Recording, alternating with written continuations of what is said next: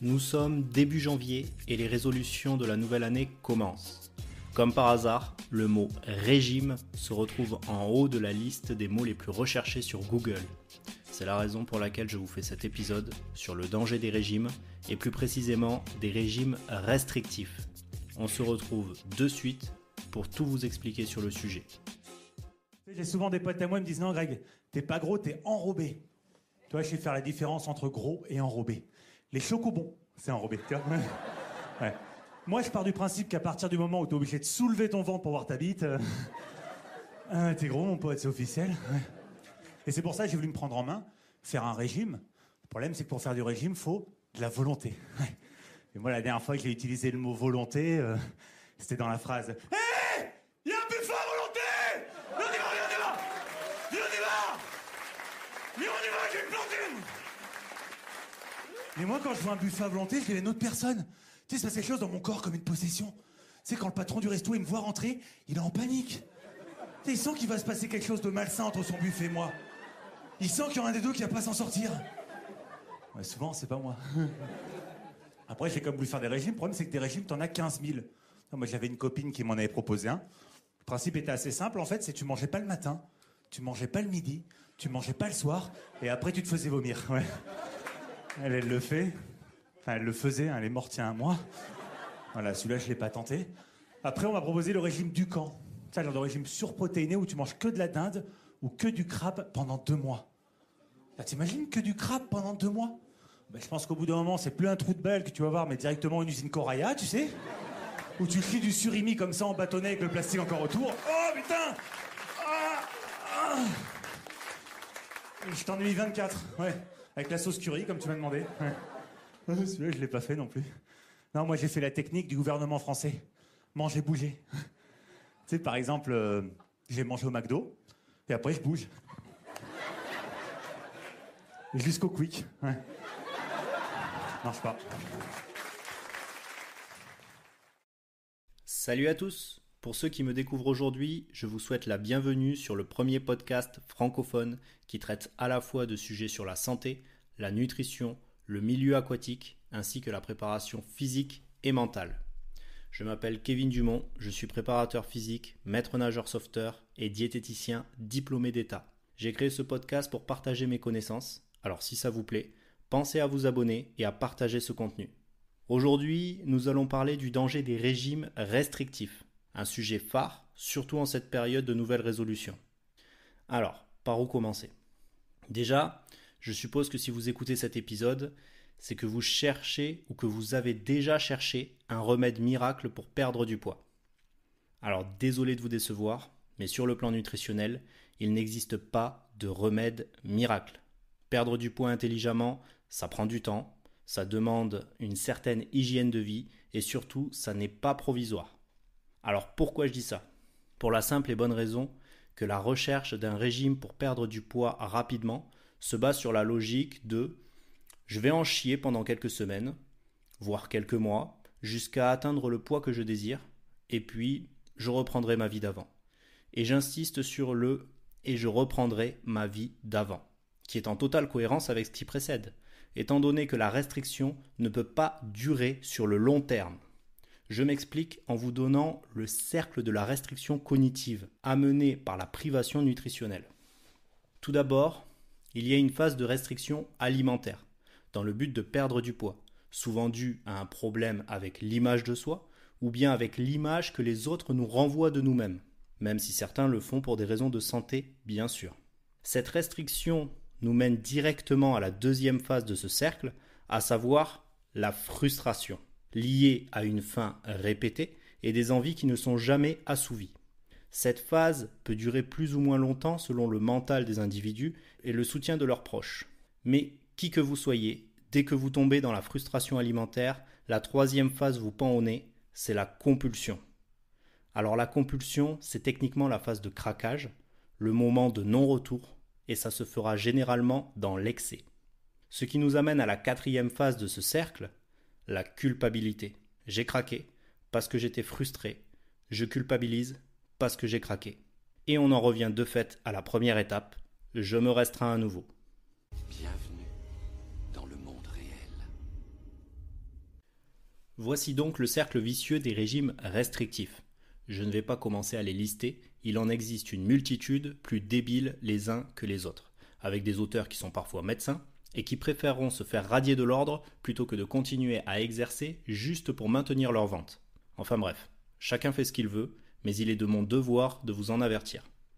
Alors, qu'est-ce que j'entends par régime restrictif ? La restriction peut être sur certains aliments, mais dans ce cas, je parle de restriction énergétique. Comme vous le savez, les aliments apportent de l'énergie, et si vous l'apprenez aujourd'hui, je vous invite à écouter mes épisodes précédents sur les glucides, protéines et lipides. J'entends par régime restrictif quand vous passez sous la barre des 1500 kcal d'apport énergétique par jour. Cela induit 3 phases. Tout d'abord, vous allez perdre du poids, parce que la balance énergétique sera négative. Pour rappel, la balance énergétique correspond à la différence énergétique entre vos apports alimentaires et votre dépense énergétique corporelle. Donc si vous apportez moins d'énergie que vous en consommez, vous allez perdre du poids parce que votre corps va puiser dans ses réserves.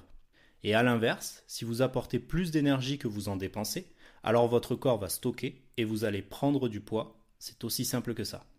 Par contre, quand l'apport nutritionnel est trop faible, nous arrivons à la deuxième phase, c'est la diminution du métabolisme basal, car votre corps se met en alerte. Le métabolisme basal correspond à la dépense énergétique de votre corps au repos, c'est-à-dire l'énergie qui permet de faire battre votre cœur, respirer, réfléchir, etc. Quand l'apport énergétique par l'alimentation est trop faible, il se passe un phénomène que certains appellent le blocage du métabolisme, même si ce n'est pas totalement vrai, parce que vous continuez toujours de consommer de l'énergie. C'est juste que votre corps va adapter sa consommation énergétique pour ses fonctions vitales, en rapport avec ce qui lui est apporté. Vous arrêtez donc de perdre du poids, même en mangeant très peu. Ce qui nous amène à la troisième phase. Dès que vous allez reprendre une alimentation plus énergétique, votre corps ayant besoin de moins d'énergie pour fonctionner comme avant, il va stocker le plus possible et vous allez reprendre du poids. Pour faire simple, je vais vous donner un exemple. Imaginons que votre corps au repos consomme 1900 kcal par jour et que vous vous amusiez à ne lui donner que 1300 kcal par jour pendant plusieurs semaines. Eh bien votre corps va se dire « Ok, je n'ai plus que 1300 kcal par jour pour survivre, alors je vais adapter ma consommation en conséquence. » Car je vous rappelle que le seul objectif de votre organisme, c'est de survivre. Il se fiche totalement de votre apparence. Par contre, dès que vous allez lui redonner plus de 1300 calories par jour, il va reprendre du poids beaucoup plus facilement que quand il avait besoin de 1900 kilocalories au repos. Ce qui nous amène à la question maîtresse de cet épisode, comment perdre du poids ? Alors cela passe par plusieurs facteurs qui définissent l'hygiène de vie. Je vais vous donner les principaux dans le cadre d'une perte de poids. Premièrement, il faut faire un rééquilibrage alimentaire et non pas un régime afin d'apporter à votre corps ce dont il a réellement besoin. Alors pour connaître votre besoin énergétique journalier et faire votre répartition alimentaire, vous pouvez passer par un diététicien ou tout simplement écouter l'ensemble des épisodes de ce podcast dans lesquels je vous donne toutes les informations nécessaires. Et si vous souhaitez disposer d'outils pratiques, je sais que vous adorez la simplicité, alors vous pouvez vous abonner à ma page Patreon et rentrer dans la communauté des patriotes afin de disposer de tous les outils dont vous avez besoin. Ensuite, il faut avoir en tête les 6 règles de l'équilibre alimentaire. Si un plan alimentaire ne respecte pas ces règles, vous pouvez considérer qu'il est obsolète. Déjà, première règle, équilibrer la balance énergétique, c'est-à-dire diminuer la différence entre les apports nutritionnels, les apports énergétiques par votre alimentation, et les dépenses énergétiques. Deuxième règle, équilibrer la répartition des macronutriments. Je rappelle les recommandations nutritionnelles à aujourd'hui du PNNS. Pour un adulte lambda, c'est 40 à 55% d'apport énergétique en glucides, 35 à 40% de lipides, 10 à 20% de protéines et au moins 30 g de fibres par jour. Troisième règle, différencier et varier l'alimentation. J'entends la diversification au travers des 7 familles alimentaires sur votre journée. Viande, poisson, œufs, produits laitiers, féculents, produits sucrés, matières grasses, boissons, fruits et légumes. Et la variété dans ces mêmes familles alimentaires. Comme par exemple, je mange des fruits, mais je ne mange pas que des pommes. J'apprends à respecter la saisonnalité. Quatrième règle, privilégier les aliments à densité nutritionnelle élevée. La densité nutritionnelle correspond à la teneur en micronutriments indispensables par rapport à la teneur énergétique. À ne pas confondre avec la densité énergétique qui exprime l'apport énergétique d'un aliment rapporté à son poids ou à son volume. Si je prends par exemple la pâte de fruits, la densité énergétique est importante, mais la densité nutritionnelle est médiocre. Cinquième règle, répartir les prises alimentaires dans la journée. Au moins 3 et si possible 4 à 5 à adapter selon sa tolérance digestive, ses contraintes professionnelles et vos heures d'entraînement. Comment ça? Il faut planifier ses entraînements dans la semaine? Eh oui, parce que sinon vous trouverez toujours autre chose à faire. Répartir les prises alimentaires en plusieurs fois et en moins grande quantité permet de limiter les grignotages et de réguler la glycémie afin de ne pas subir le coup de barre post-repas sur la digestion. Et sixième règle, structurer ses repas. C'est-à-dire manger à heure régulière et respecter la troisième règle, diversification et variété alimentaire. Rentrons maintenant dans le deuxième facteur clé de la perte de poids, dans une bonne hygiène de vie. Il faut pratiquer de l'activité physique. Et oui, la perte de poids ne se joue pas que dans l'assiette. Il faut faire du sport, sur le plan aérobie, pour augmenter vos dépenses énergétiques journalières et améliorer votre système cardio-respiratoire, mais aussi faire du renforcement musculaire, pour la simple et bonne raison que le muscle est un gros consommateur d'énergie. Donc plus vous augmentez votre masse musculaire, plus vous allez augmenter la consommation de votre métabolisme basal, donc la consommation d'énergie de votre corps au repos. Voilà pour les deux facteurs principaux pour perdre du poids. Bien évidemment, l'hygiène de vie repose sur plus de critères comme dormir suffisamment et à heure régulière, la récupération est un incontournable dans la progression, ne pas consommer de substances nocives pour votre corps, comme de la drogue, du tabac, de l'alcool à outrance, c'est vous auto-saboter, car votre santé est précieuse. Maintenez une vie sociale. Il a été démontré que les personnes âgées vivaient plus longtemps quand elles côtoyaient du monde quotidiennement qu'en étant seules, pour la simple et bonne raison que l'homme avec un grand H est un mammifère social qui dépend des autres pour sa survie. Autre chose, continuez d'apprendre quotidiennement. Votre apprentissage ne s'arrête pas à la fin de vos études.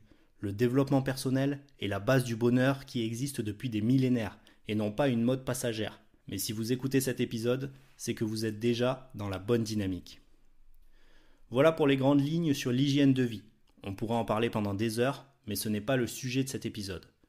Retenez juste qu'il faut maintenir un bon équilibre alimentaire en suivant les 6 règles de l'équilibre alimentaire que je vous ai citées. Entraînez-vous dur et intelligemment. Dormez suffisamment et à heure régulière. Et si vous faites ça, vous êtes déjà dans la bonne dynamique pour rester en bonne santé physique. Il n'y a pas d'autre secret. Gardez un esprit critique et ne vous faites pas avoir par tous ces régimes qui vendent de la minceur. Ces repas complets à l'état liquide, ces médicaments coupe-faim, ces produits enrichis ou allégés. D'ailleurs, je vais finir cet épisode sur les produits allégés. Je vous ai déjà écrit un article sur le sujet. Pour tous ceux qui sont plutôt lecteurs qu'auditeurs, je vous invite à aller sur le site Health & Performance. Vous y trouverez une mine d'informations totalement gratuite. Alors, concernant les produits allégés en sucre, ils sont généralement pleins d'édulcorants, les fameux E majuscules suivis d'un nombre que vous retrouvez sur les étiquettes de vos produits. Ils apportent en effet peu, voire pas du tout de calories, tout en apportant le goût du sucre. Malheureusement, ce pouvoir sucrant est supérieur à celui du sucre naturel, qui amène une envie de sucre plus importante.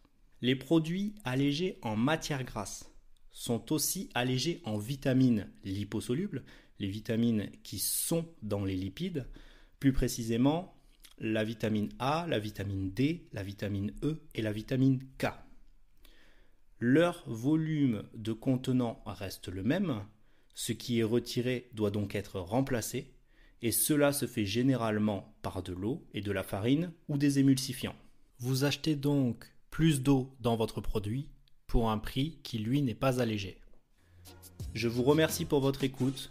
Pensez à vous abonner et à commenter sur la plateforme Apple Podcast. Si vous souhaitez bénéficier de contenus supplémentaires, je vous invite à vous abonner sur ma page Patreon, dont le lien est dans la description. J'en profite pour remercier tous les patriotes qui sont déjà contributeurs et qui m'aident à faire vivre ce podcast. Je vous souhaite une bonne journée ou soirée, portez-vous bien et à bientôt pour de prochains épisodes.